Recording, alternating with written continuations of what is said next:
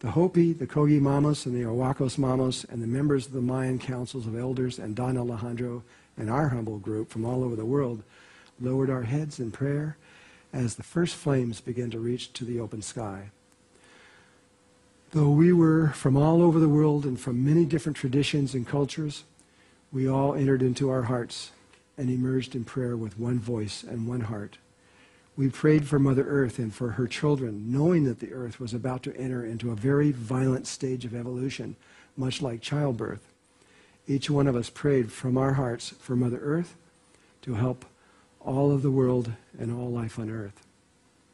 This ceremony was about 3 hours long, and about 1 hour into it, as I was watching the flames of the fire and listening to the prayers, the Owakos man, he was actually had his eyes closed. His arm went up to the sky like this. It caused all of us to look up. We didn't know what he was doing. And there was exactly where he was pointing to in the sky, was a huge eagle just floating over the ceremony, about 100 feet perhaps in the air. It was not moving a single feather and seemed to be fixed in space without moving its wings. It sat there for over 10 minutes. And then the eagle floated off to the side a little ways, a few feet, and continued to watch as we performed a ceremony that had not been performed for a very, very, very long time.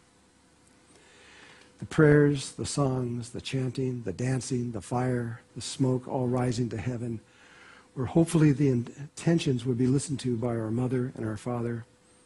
Our hearts were wide open. It was incredible, this whole experience.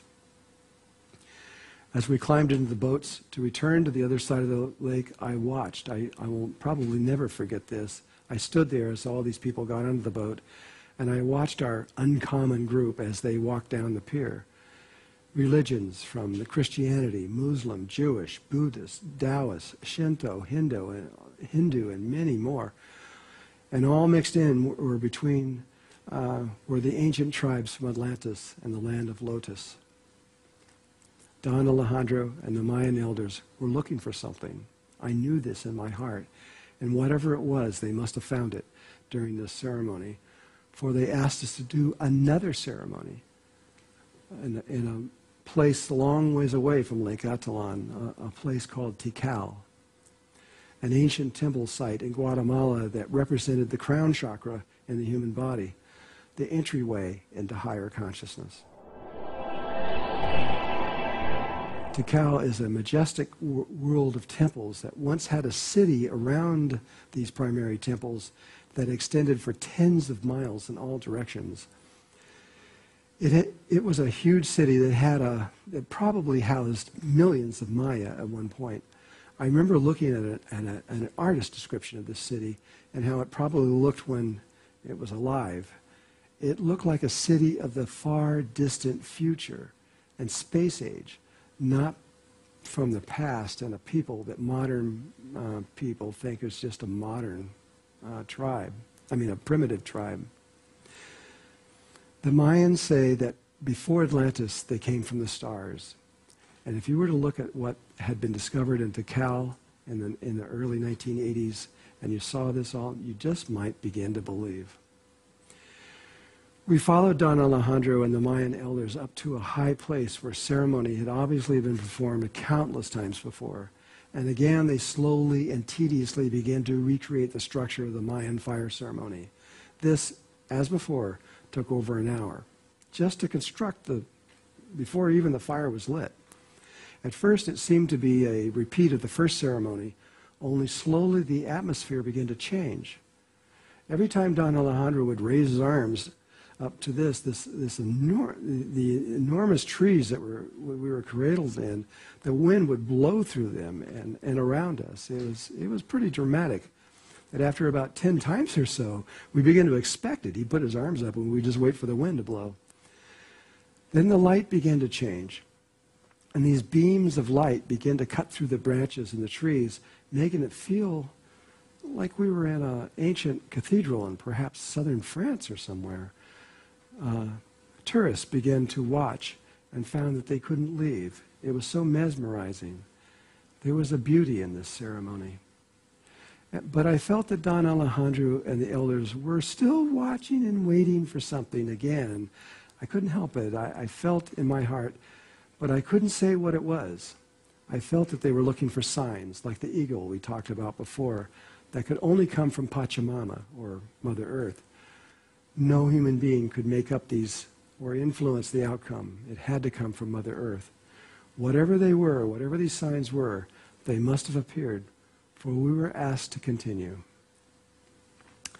The Mayan elders took us to another temple, and remote Mayan temples, one that I had never heard of before. I'd never even seen this before. But once I had seen them, and several of these temples, I couldn't understand, why the world hadn't known about them. They were exquisite and held such a deep power within the earth. But we didn't do anything in these ceremonies. We didn't do any ceremony in these other places. Don Alejandro only wanted us to experience them, or perhaps for the energies of these temples to experience us.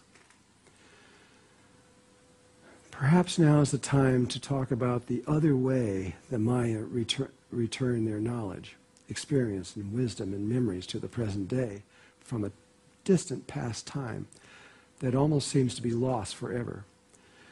They do this not with their brains, but with their hearts, something that the ancient world are experts at, just as we are experts with our brain. What I'm about to tell you did not come from Don Alejandro, but from Humbatzman and the Mexican Yucatan, and my experiences in that land. It is an information that has been held secret until just recently. I can talk about this, but I have to be a little careful in what I say. It was the Mayan grandmother societies that created the crystal skull pathway of knowledge. Much like we do with our computers that contain memory for whatever we want to remember at a later date, so do the crystal skulls. And just as our computers are based on silicon to accomplish this ability to have memory, so are the crystals made of silicon to also contain memory. The first crystal skull came from Atlantis, but the second came from the new Mayan world after the Earth shifted and her physical pole shifted 13,000 years ago. Each crystal skull was created every 1,000 years and contained the memories of the last 1,000 years. Altogether, there are 13 crystal skulls containing the memories of the last 13,000 years. When it was time, every 1,000 years, a Mayan grandmother was chosen, and she would prepare for her destiny. She would begin by having a crystal skull carved into a human skull.